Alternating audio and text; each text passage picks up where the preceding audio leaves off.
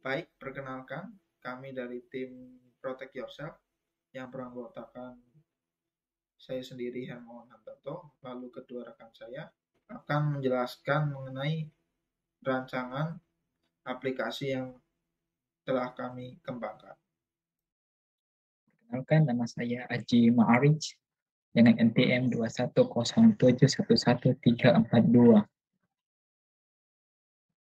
Perkenalkan, saya Juneta Julia dengan NPM 2107111382.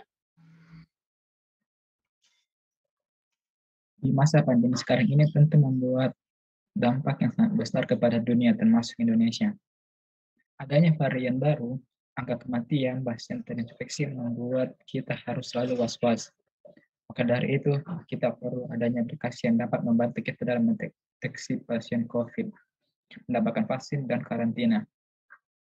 Aplikasi tersebut tentunya harus bisa digunakan oleh semua kalangan. Sekarang sudah ada aplikasi yang dibuat oleh pemerintah, namun aplikasi itu tersebut belum cukup canggih untuk mendeteksi penularan COVID di sekitar kita. Maka dari itu, kami berinisiatif untuk membuat sebuah aplikasi yang dapat mendeteksi penularan COVID dengan menggunakan Bluetooth dengan radius 2-5 meter. Berikutnya yaitu referensi aplikasi. Aplikasi yang pertama yaitu aplikasi Peduli Lindungi. Tentu aplikasi ini di mata masyarakat sudah tidak asing lagi karena di masa pandemi ini kita aktif menggunakan aplikasi ini. Berikutnya adalah kelebihan dan kekurangan aplikasi ini. Yang pertama, kelebihannya dapat memberikan peringatan dan pengawasan kepada para penggunanya. Kemudian kita dapat mengunduh sertifikat vaksin dan melihat hasil tes COVID-19 dan sebagai bukti untuk mengakses layanan publik. Karena sekarang ini kalau kita ingin menggunakan layanan publik, kita harus scan barcode. Berikutnya adalah kekurangan. Kekurangannya ini banyak menghabiskan baterai karena wajib on GPS dan tidak adanya fitur home quarantine. Kemudian, potensi yang ingin dikembangkan dari aplikasi tersebut yaitu menambah fitur tracking dengan menggunakan Bluetooth. Jadi nanti fiturnya ini dapat mendeteksi yang terkena COVID dengan radius 2-5 meter hanya menggunakan fitur Bluetooth. Kemudian di sini juga kami akan menambahkan fitur karantina yang akan memberikan tips-tips kepada orang yang sudah terkena COVID bagaimana cara karantina yang benar. Berikutnya adalah aplikasi Temenin atau Telemedicine Indonesia.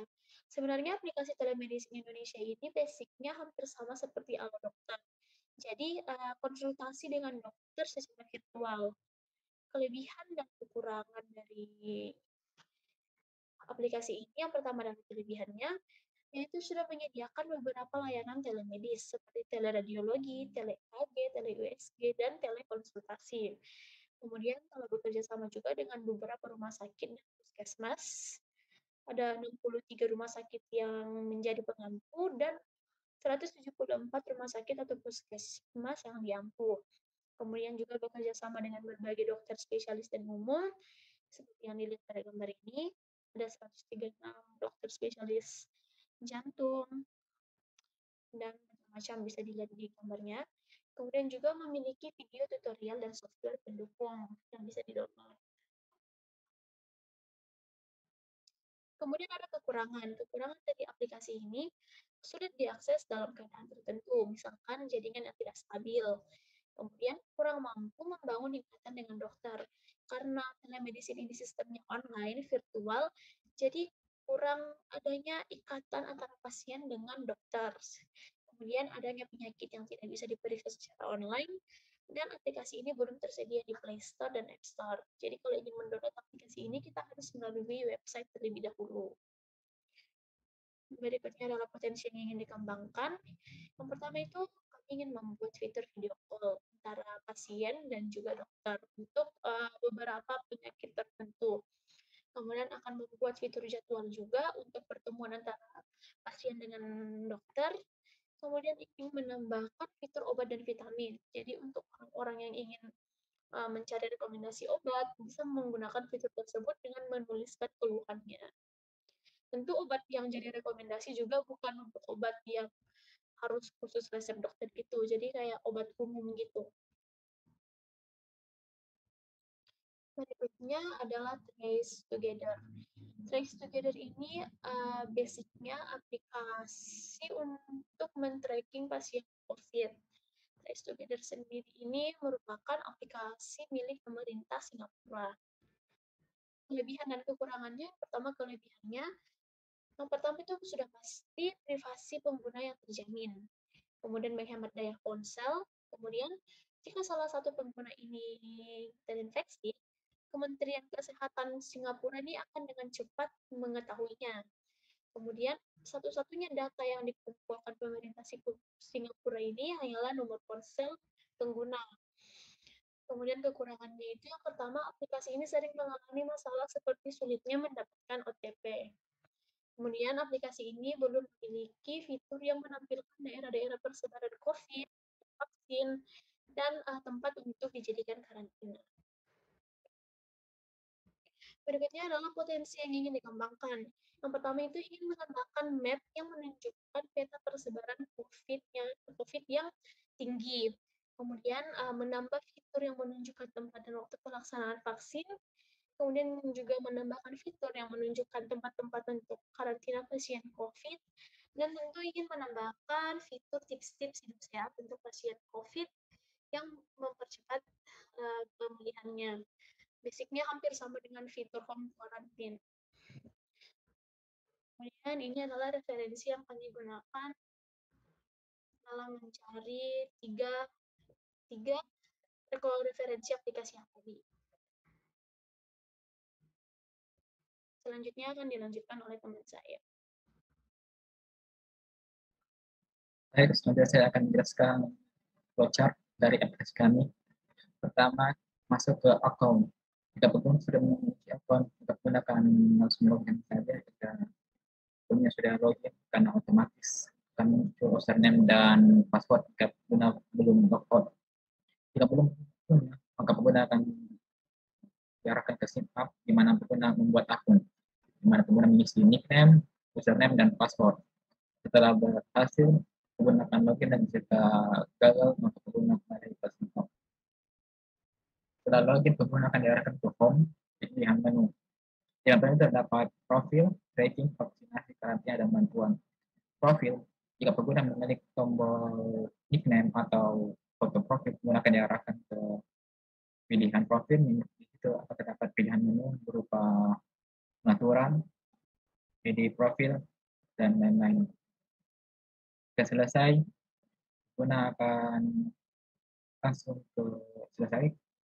Jika tidak memilih menu lain, jika memilihnya akan kembali ke menu. Dan setelah itu ada tracking. Di tracking, setelah masuk menu, pengguna akan memilih menu.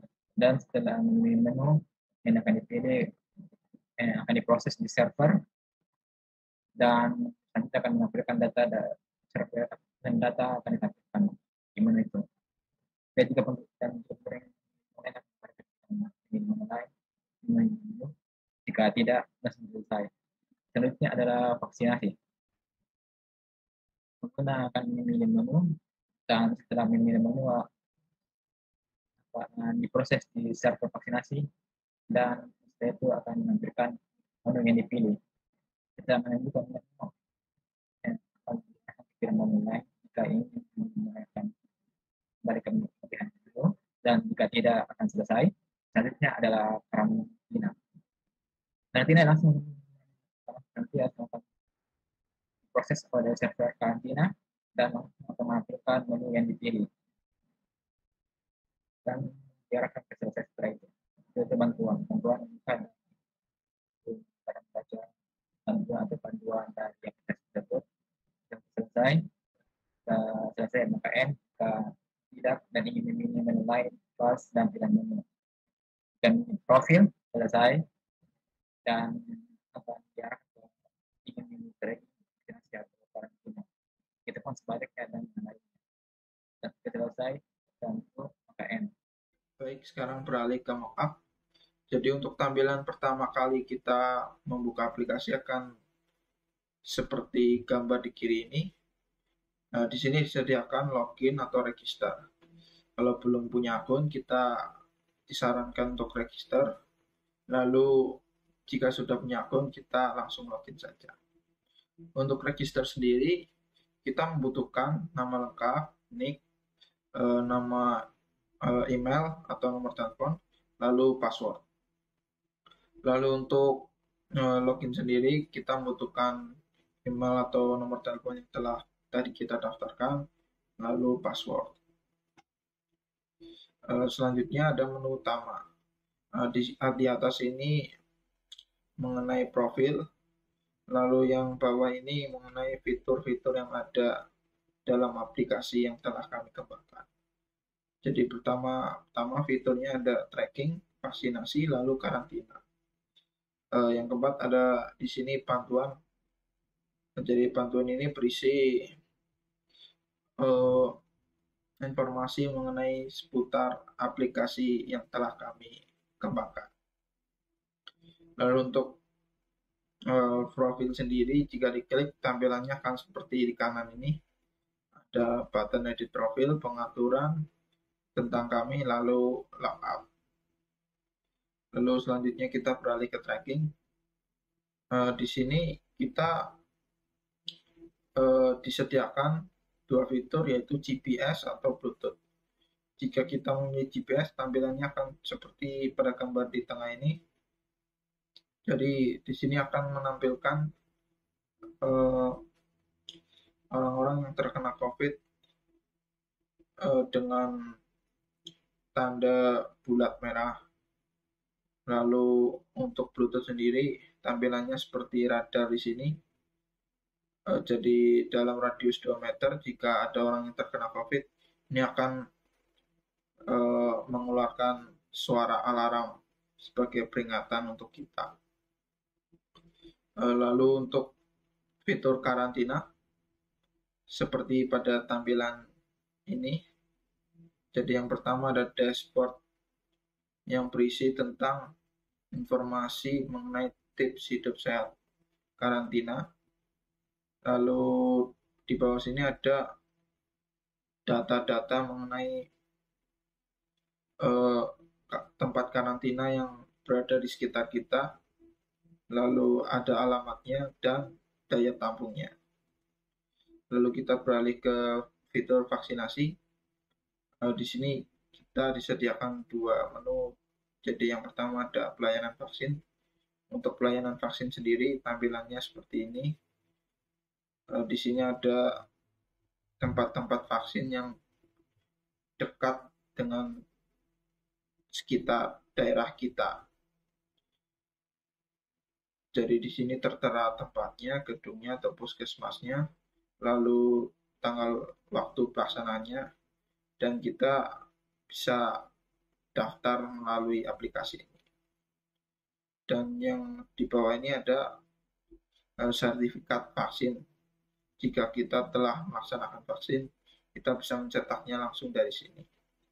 Baik, kesimpulannya mengapa aplikasi kami lebih baik? Karena yang pertama, aplikasi kami memuat fitur yang dapat mendeteksi dan menunjukkan orang yang berpotensi dan terkena COVID-19 dari radius yang cukup jauh. Lalu adanya fitur vaksinasi online yang dapat membantu kita dan mempermudah kita untuk mendaftar vaksinasi dan mengetahui tempat serta tanggal waktu yang akan diadakan.